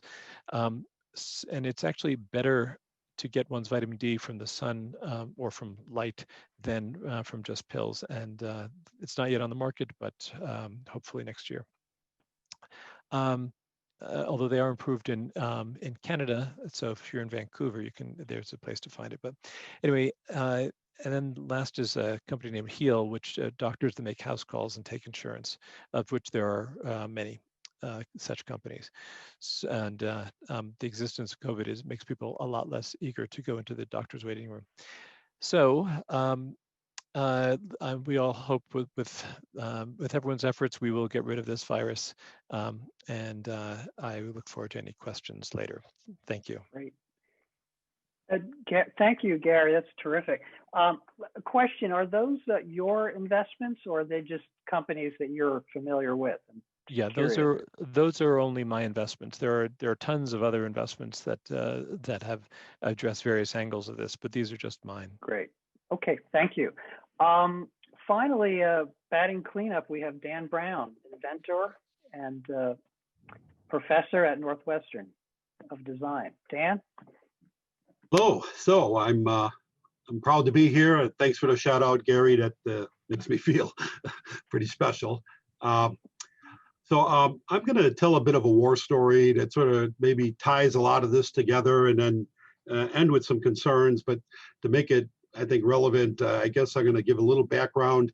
I am a full-time professor for now 10 years at Northwestern. I didn't come to be a professor out of school. I went and worked in industry for years and developed a lot of products and had a fair amount of success, developed very strong skills in design. And then at 50, I wanted to go back and get my master's. So I got my master's here at Northwestern in product development. A few years later, I started teaching part-time and then came full-time. What allowed me to do that is I had started a company my son runs, and he's part of this story, so I mentioned him. And went back and to get my PhD, and got my PhD when I was 60. So I pretty much tell people I bet a lot of practical experience and a bit of a slow learner. So, but the situation that I'm going to discuss with you today is first, what allowed me to come back. I had developed a product called the Bionic Wrench. It's a little bit of a free commercial, but that has a tag into the end of the story. And the Bionic Wrench is a bit of a case study for a process I call differentiation by design. And I believe that if design can create value, can create a competitive advantage, we could leverage it more from just individual profits, but more of a conscious capitalism. So it's been made in America. Everybody told me I couldn't do it. We launched it in 2005. We sold about 3 million of them, all 100% American made, competing against products all coming from offshore sources. So let's fast forward. My son's running this business. He's entrepreneurial, very much a marketing guy. And my son, Dan, when the coronavirus was hitting, he was on this big time. And I'm hearing about it all the time. In January, February, he's escalating this. And we're getting the predictions that if this comes to the States and it scales, it could be millions of people in hospitals. We're just not prepared for it. We see ships going into New York and all this going on. And at the same time, I'm the director of the shops here at Northwestern. We have rapid prototype machines, and everybody's calling me and saying, hey, can we make masks and shields on the rapid prototype machines? And I said, yes, we can, but we can't make millions of them. It won't scale. And as we're going back and forth, and my son prodded me a bit, he often thinks he's my boss, we started reconciling the problem. And he said, well, why can't you do that? And I said, well, you know, the headgear that goes around shields basically has a lot of components, and they tend to be injection molded, and that tooling then takes 3-4 months at times to make. And to be able to scale it and in this short amount of time, it won't work. And he said, you know, we have to find a way to be able to scale this, to get to it. And my design thinking process or whatever is, you know, you need a shield, but do you need the headgear? And as I refocused on the problem, I thought, what if I could use a baseball cap? Everybody has baseball caps, they're comfortable. Could I attach a shield to a baseball cap? And that really caused me to shift my thinking a bit. I knew that I could stamp out shields in production processes that I've been familiar with for years that can scale. We can make millions of them quickly. And my son and I began designing this. And I started working on creating a way to have a shield that would fit onto a baseball cap that could scale, fast tooling, et cetera. And lo and behold, within 6 weeks, we were in production. And we have per machine that can run this, a capacity of over 50,000 shields per day. And that allows you, in a sort of a franchise type situation, the ability to create a lot of shields that you can get out there at a very low cost and have them fit onto a baseball cap, which everybody has, and you can have a face shield. This allows the users the option of using a mask and a shield. We didn't know at the time how the transmission was going to take place, but it was just a real challenge to think that you're going to have all these frontline workers and not enough shields out there. And so we designed this. My son invested his own money into it, and we scaled it. And it said earlier we sold about 800,000 and gave 200,000 away. We've actually sold over 1 million now, and my son's given over 250,000 away in an awareness type strategy of getting face shields to frontline workers, to students that can't afford them, and elderly people that are a higher risk. And so this is sort of turned around. Now, we didn't have to send out millions of them as we had thought, but we were there. We were ready to do it. We could do it. There was a lot of challenges. Excuse me, Dan, is your mask proprietary at all into trade? Yeah, so we have 3 design patents and 1 patent pending. I'll talk about that from a utility patent, because let's face it, if you can't get a patent, who's going to take the risk? And not only was the tooling a risk, because there was a supply, this is PET, the same material that your water bottle's made out of, because I wanted it to be, you could take it off and recycle it, or you could actually, this is 3 times thicker than a normal shield, you can actually sterilize it. I didn't want to create mounds of waste in the waste stream, because that doesn't make any sense. Didn't have to do that. But the shield then allowed us to scale it. But my son had to commit 6 figures and more right off the bat, just to have raw material to come in 2 and 3 weeks later. There was no backstop to it. He took a naked risk on this. Had we not had been able to get patents, which I'm fairly adept at getting patents and understanding what the lay of the land was. No one has done this with a baseball cap before. He wouldn't have been able to take that risk. We didn't have any government money or anything like that. This is a pure entrepreneurial move. So the question comes down to the situation here of being able to do this and respond rapidly, which there was a solution here very quick for shields, is what's the new normal, old normal relationship. When I reflected back on this, sure, there's going to be a new normal, I think, of us wearing masks and other types of PPE, and we see it now. You saw Andy Reid with his shield and his game that got all fogged up. By the way, wasn't our shield. If they had designed it with the proper ventilation, it wouldn't have fogged up. But it was more of a hockey shield that totally covered his face. But we have NFL teams contacting us now. Our own team here at Northwestern, Coach Fitz, has been wearing a shield.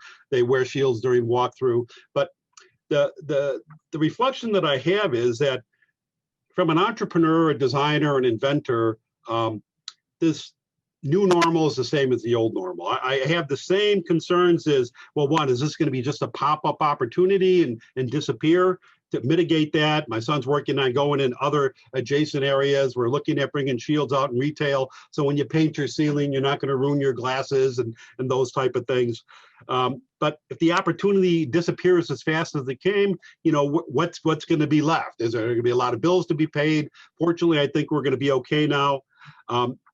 Will we get our patents in time to protect our designs? Because I showed you the bionic wrench. I've got a great war story. I won a trial where we had 2 defendants found willfully infringing our patents, and which is very challenged to win. So that's fantastic. Only to have the judge change the terminology that the lawsuit was litigated under, and not certify the jury verdict. So it's crazy. And so you're in a situation, you spend all this money, this investment.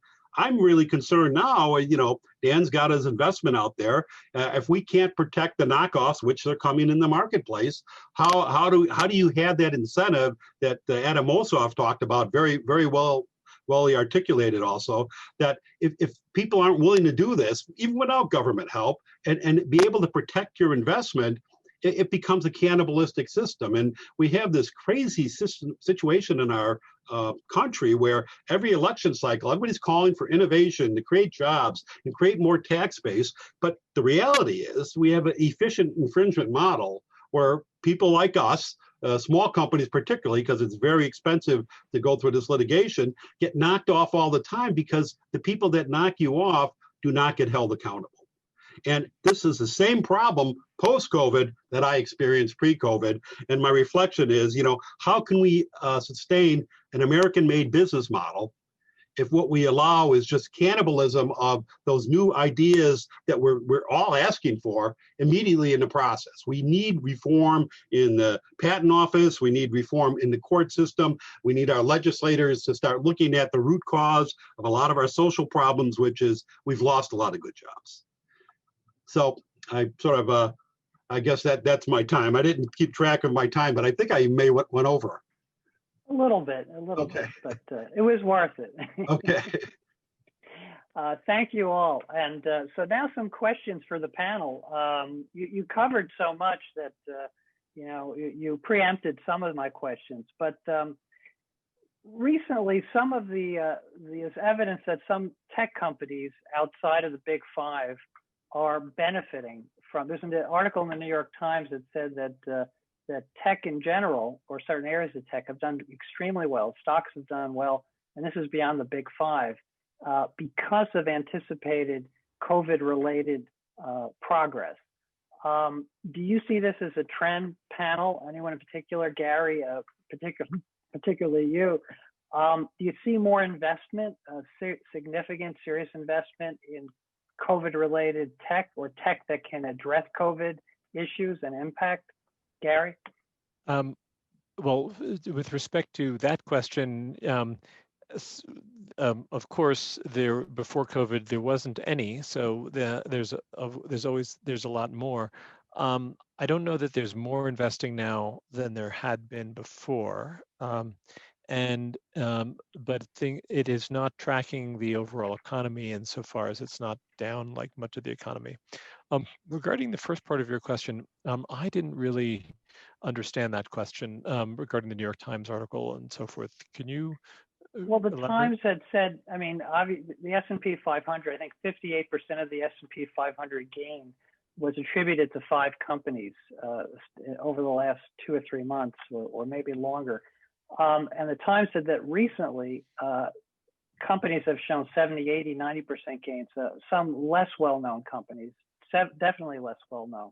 And they attribute that to the anticipation that these companies will play a role in office life, work life type of solutions that will address COVID.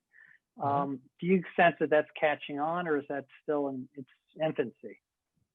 Well, there are definitely various sectors which are now booming as a result of COVID. I mean, and a lot of things that one would have had to have really sort of thought through the second and third order effects to have anticipated. You know, Zoom is one. Companies that make outdoor heaters for restaurants to serve outside. I mean, there's a number of niches that, and you know, obviously Amazon is not a niche. So I mean, so clearly there are winners and there are losers in this. But overall, I think we all would have preferred for things to have been the way they were rather than have this new order of things. But anyway, it is what it is, and anticipating correctly what it's going to be is always a challenge for investors. But I try. Adam, I know this is an area that you're interested in. I spoke with Daniel Gerstein earlier, so is he. Belgium announced today a contact tracing app that it will be using, similar to the one in Germany, and not that dissimilar from the Google Apple contact tracing that is being done. That's a double-edged sword. And can you give us some thoughts about the use of those sorts of solutions? Certainly.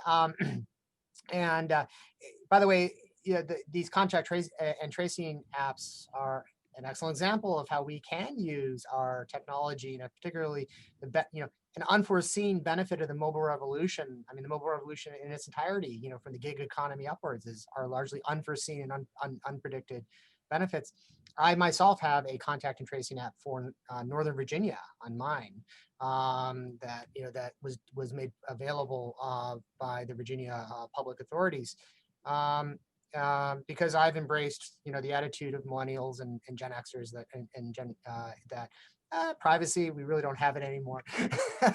but for many other people of our generation, and that we do have some concerns about privacy, and understandably so, especially as you mentioned, Google and Apple and many others of the big tech Silicon Valley companies, as we've discovered over the past several years, that all of those claims that they have been making for the past 10 or 15 years about how, oh, they're respecting our data, they're not commoditizing our data, they're keeping it, they're respecting us, that this has all been not true, and that this is actually driven, I believe, a lot of legitimate concerns about what they have been doing, and the market power that they have acquired through the use of the information that we have willingly given up to them in exchange for the use of their services, but nonetheless, willingly given up under terms that were not necessarily clear to us as to what would actually be happening with that data. And so I think that people who have these concerns now and are legitimate will be equally concerned about these contact and tracing apps, especially if the contact and tracing apps are deployed through the same companies that have been shown to be less than trustworthy about our actual data itself. There's Ron? one. Sure. If I could just add something with. Sure. It's not that well known that the reason why the Surgeon General has this name, has the militaristic name General, and an actual military uniform, is that in the olden days, the only way to deal with pandemics was to force people to quarantine. And it is the case that when there are such enormous externalities of individual behavior, that it is in society's best interest to coerce people into doing things that they may not voluntarily do, and this, it has, that type of technique has not been needed for about a century, and consequently, other than saying you can't come to school unless your kid's vaccinated. But the fact is that there are things that the government may need to impose to try to make all people safe. The issue is, can the government, in the process of doing so, engender enough trust to not be distrusted as to the misuse of this data? But people are inherently freer as a result of this disease will be freer as a result of this disease being behind us. So some sacrifice of one's extreme privacy views is probably necessary to bring that about. Great, thank you. Rhonda, your students, an alumni that developed these very interesting companies and did so quickly, were they funded at all internally by Berkeley or externally? No, not at all. The accelerator program that we run is funded by sponsors, but they don't have anything other than their ability to go connect with customers and apply the fundamentals. Mm-hmm. So they didn't receive seed money or anything from anyone, or? No, some of them have gone on to get grants and seed funding, but at that time, it was part of a program where it really is just a training program. And was anything proprietary that came out of it that they could use or license? That's a great question. I think some of the more software intensive ones like Sarin and Isla and Psych, I think there are some patents around that, but the other things, no. Mm-hmm. Okay. Dan Brown, you mentioned pop-up industries. What do you have a sense of what might be considered a pop-up industry or what might be enduring? I know it's a little hard. You have to put on your prognosticator's cap, but what industries do you have a sense will be around for a while and what perhaps may not with regard to COVID and COVID management? That sure puts on, wondering how long COVID will be here. But I actually learned the pop-up medical company as we went to get product liability insurance. And because the product can be used as a medical type product, even though it's not that sophisticated and surely not new to use face shields, We had to find, obviously, suppliers that had the manufacturing certified so they meet the FDA requirements. The type of raw material had to be a certain quality and grade and that. But even when we had all that worked out, and I'm pretty good at this stuff, and had the specifications down and the forms filled out properly, product liability insurers were hesitant to jump in and give us product liability insurance. And I can tell you, the first year of product liability insurance is really sort of a shot in the dark for the company, so they charge you a lot. When we got the product liability insurance for the bionic wrench, for the Shield, the product liability insurance, the cheapest one we can get, was almost 10 times higher per year, because companies don't know what the risk is. Right. You can't run out there and go out without product liability. It's tough. So the risk is really deep in this chain, and when it happens, I guess a pop-up company is something like we are. I mean, we saw a problem and we reacted quickly to it, and it popped up. They sort of refer like the Halloween stores and the malls, but we're Right. looking for a long-term type investment. We invested in trademarks and trade dress and developed the websites and everything to build a brand around this. And that's why, sorry. I'm sorry, I was going to say, I guess once upon a time, Amazon was a pop-up company. Yeah, right. Anybody that's in a new area is a pop-up company. Right. Interesting. Okay. I'm going to do one more question. I don't know if are there any in the queue, Chris, for us, or not really?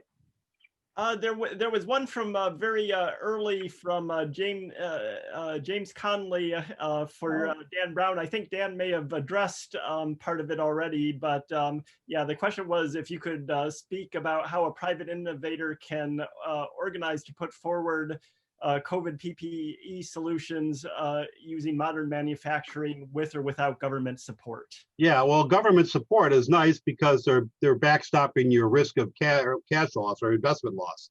But I just don't know how that plays out. And my gut feel that a lot of this money that went into a lot of investments by the government probably wasn't always well spent, because I don't know that there's a cause and effect when you have exposure as far as risk, and you make sure you do things the right way.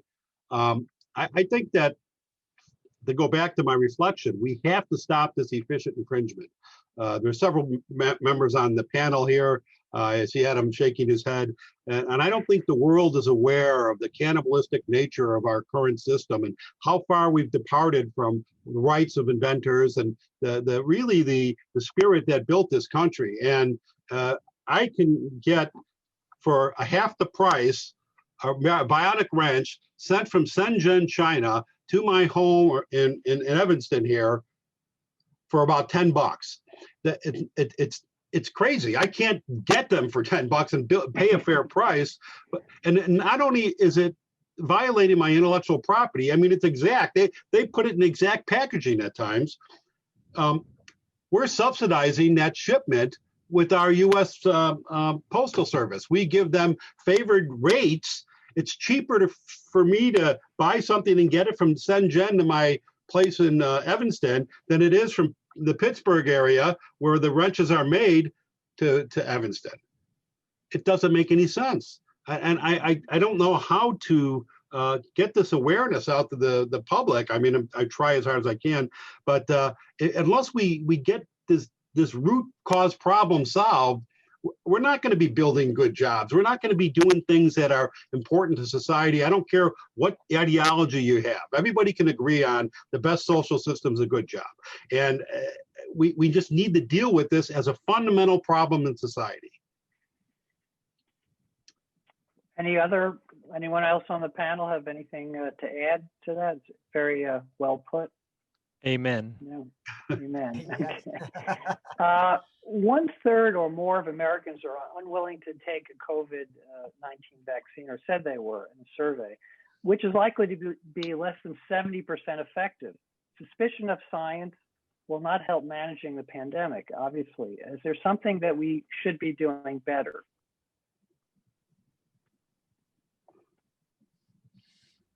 Respecting science and scientists. I mean, Well, how do we create that?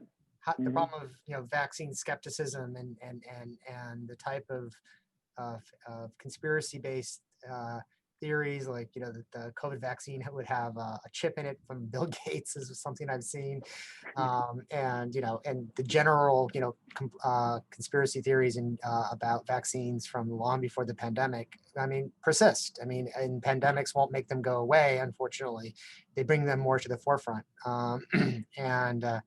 so I think it's a more general problem with ensuring better literacy, not just about intellectual property and about the way that the innovation economy functions, but general literacy about science and technology, as Gary and as mentioned, and Rhonda is nodding her head. That these are incredible innovations that work, that are products of the incredible discoveries of and labors of inventors and innovators over the past 120 years. It's sometimes we forget today, how relatively recent all of our modern medicine is. Gary mentioned how historically quarantines were the response to pandemics. Well, that was because we didn't have antibiotics until the 1920s and 30s, until the development of certain chemicals. A story I often like to tell is President Coolidge's son, 16-year-old son, died in 1924 because he injured his big toe playing tennis on the front lawn of the White House. And then he got a blood infection, and there weren't any antibiotics to treat his blood infection, and he died 7 days later. This is shocking to us, but this is less than 100 years ago.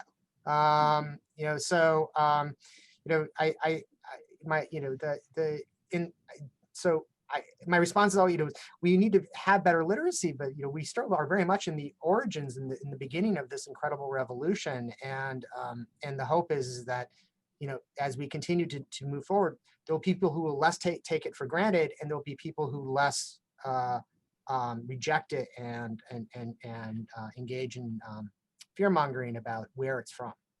I agree 100% with Adam about raising the literacy. This is something, when I started my career in biotech, I helped one of my MIT professors start a company as an undergrad. I've always worried about this, the delta between what the average person understands about science and then what we are capable of delivering to them. I also feel like we have to meet people where they are, though. So this means more, Bill Nye, the science guy, more on TV, more on Facebook.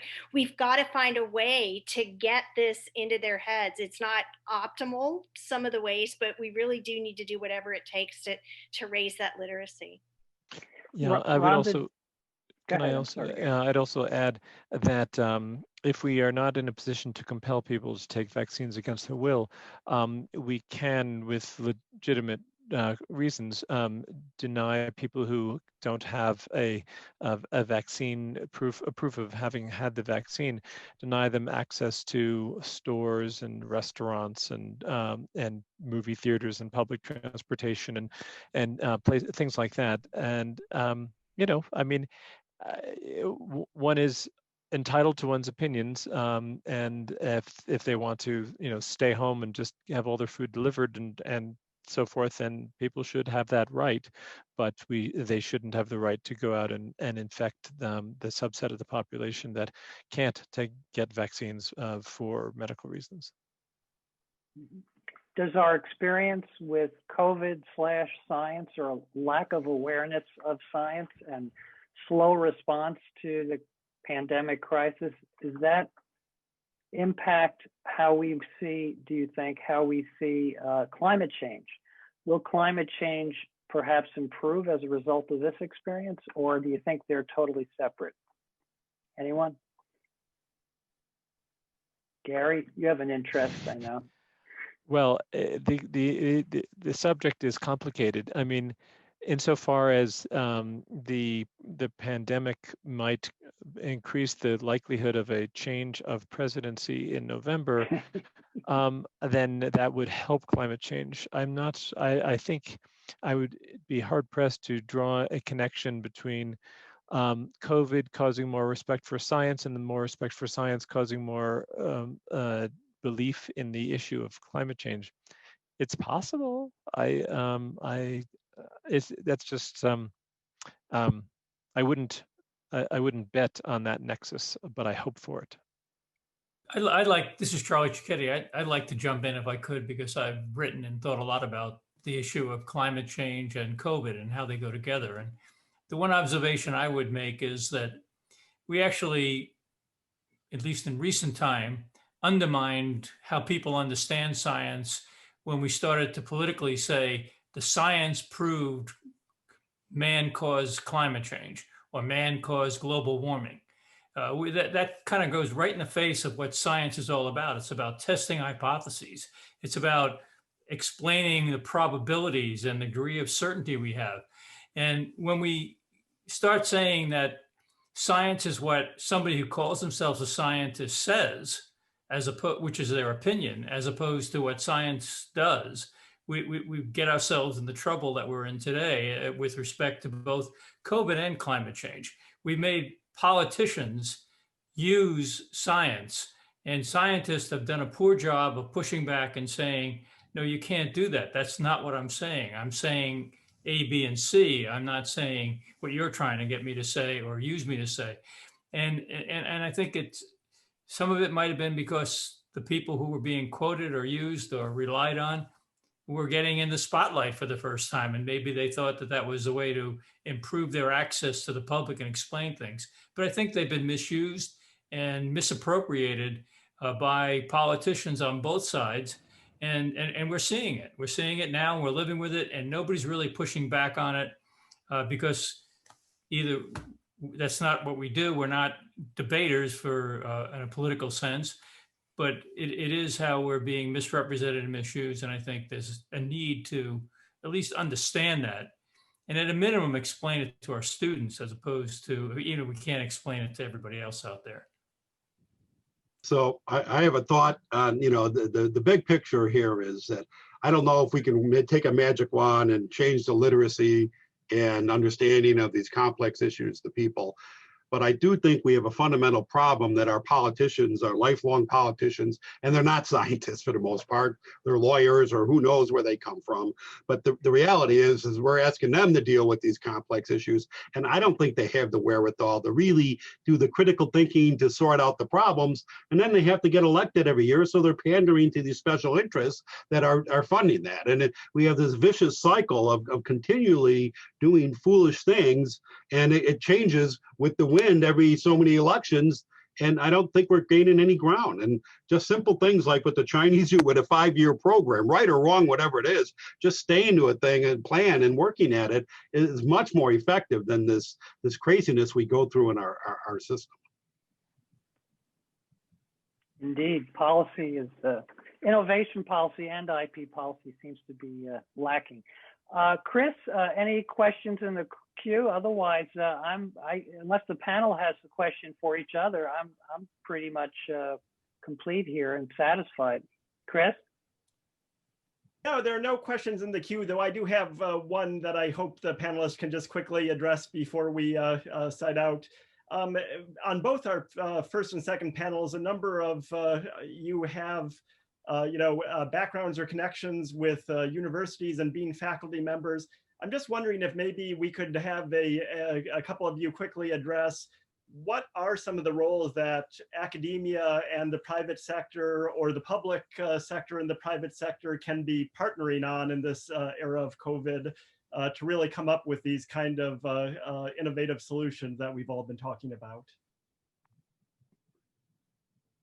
Well, I could also, I know the hospitals and labs are totally engaged in all kinds of science related to the many aspects and complexities of the problem. So, I mean, that's a low-hanging fruit answer.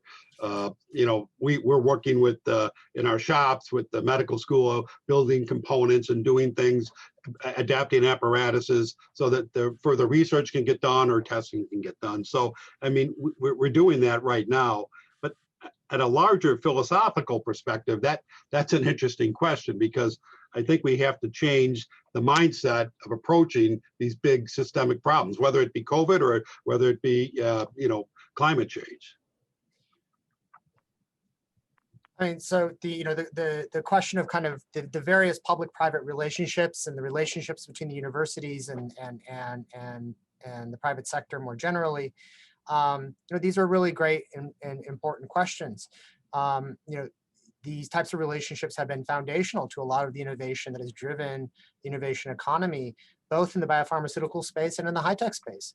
I mentioned very briefly in my opening remarks, the Bayh-Dole Act of 1980, which is what has facilitated incredible, massive amounts, trillions of dollars of licensing of patents obtained on innovations that were conceived of by university researchers and even by graduate students. A lot of people don't know that Sergey Brin and Larry Page were graduate students at Stanford when they came up with their very first PageRank search algorithm, and they got a patent on it. And Stanford owns that patent, and Stanford has made about $300 million that it has been able to reinvest back into the research and that is done by its university, by its researchers, but also to provide scholarships and more access for educational opportunities to individuals. So not only has there been incredible tech innovation and deployment of that innovation through licensing deals and other commercial developments in the marketplace, but it redounds back to the universities and to the benefit of society.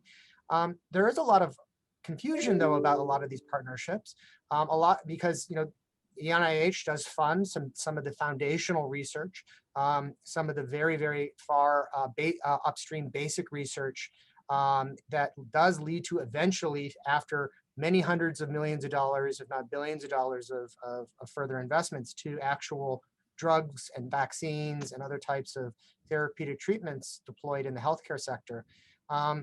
And so that has been a leverage point that a lot of activists have used to try to say, well, then the government should exercise what's called a marching power to step in and confiscate these drugs and vaccines and therapeutic treatments and deploy them itself to people directly. But there's a real profound misunderstanding here, because what the government ends up funding is as I mentioned, is the upstream foundational research. And it ends up actually funding very, very small, insignificant amounts of that, of the total amount of R&D money that's invested. In 2019, just to give you one small example, private sector investment in the biopharmaceutical industry was approximately $129 billion, which was by orders of magnitude, 4 times more than the total public sector investments made by NIH, which range between 30 to 40 billion. And as I indicated, many of that initial inquiries into those initial 10,000 molecules lead nowhere. And then even when they do lead somewhere, it's another many billions of dollars of further testing and development, including things like figuring out how to get a molecule that treats a particular antigen, a condition like COVID-19, past the hydrochloric acid in your stomach, which is a huge, profound problem. and then how to get it absorbed through your intestinal wall, and how to get it into your bloodstream without your own body's immune system attacking it as itself as an antigen. I mean, and this is why drug development is so expensive and takes so long, and is so incredible. I mean, when you think about what this innovative achievement is, when you kind of hold this full context of when you take your ibuprofen pill, or when you eventually will be taking your pill to treat, whether it's from remdesivir if you have a severe condition with COVID-19, or whether we end up receiving the vaccine for COVID-19 that will eventually be developed probably by the end of this year. And so these relationships should continue, and they're part and parcel of what a lot of what's contributed to our incredible society we have today, our growing innovation economy, the jobs, and the flourishing lives that we all live. But we also need to have a real understanding and appreciation of what's really happening, what constitutes these relationships, and the actual contributions by innovators, from everyone from Dan Brown at Northwestern to the scientists at Pfizer and Merck and Moderna and other biopharmaceutical companies. Adam, do you want to talk about Eroom's law? Well, why don't you talk about it, since I learned about it from you? So Okay. It should come from the great teacher. Well, I'm not the original source, but this is Moore's law spelled backwards, and I recommend you Google it. And it shows how the cost per drug approved by the FDA has been increasing on a logarithmic, if it's graphed on a semi-log scale, i.e. time on the horizontal and log of R&D dollars on the vertical scale, it is a pretty much since the creation of the FDA, the costs have been growing exponentially. And when it was last done, I think the last data point I saw was like 2010, maybe. It was about $2.5 billion per drug approved by the FDA.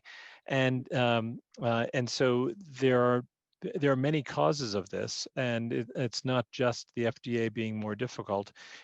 It's part of it is the so-called better than the Beatles phenomena, which is that it has to be better than what exists out there, and it's what exists is so good that it's hard to be better. And there's a lot of different factors. But it's worthy of familiarizing yourself with it, particularly when thinking about those who somehow think that these drugs will magically appear in the absence of strong intellectual property protections.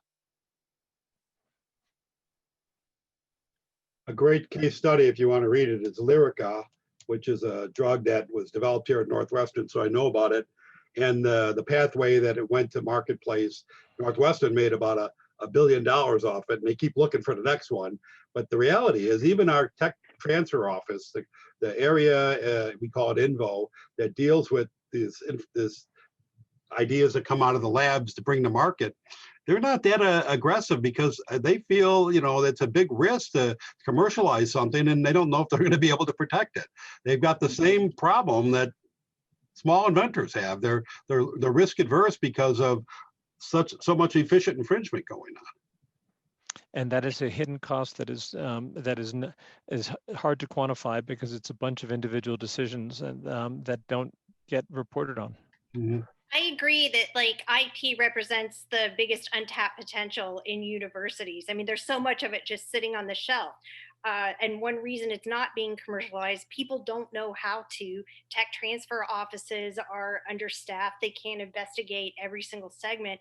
I started a class, which I still teach, called Lean Transfer. We take IP that is sitting on the shelf from top inventors across Berkeley. I think this year we have Office of Naval Research. We've done NSA, Berkeley Labs, UCSF, and we use that as the basis to teach students the lean methodology, which is basically applying the scientific method to business. It's worked out really well because it helps our tech transfer office. It changes the mindset of inventors who learn how to think about it, and it helps to educate our students in a process without them having to have their own idea. Great. Chris, anything else on your end?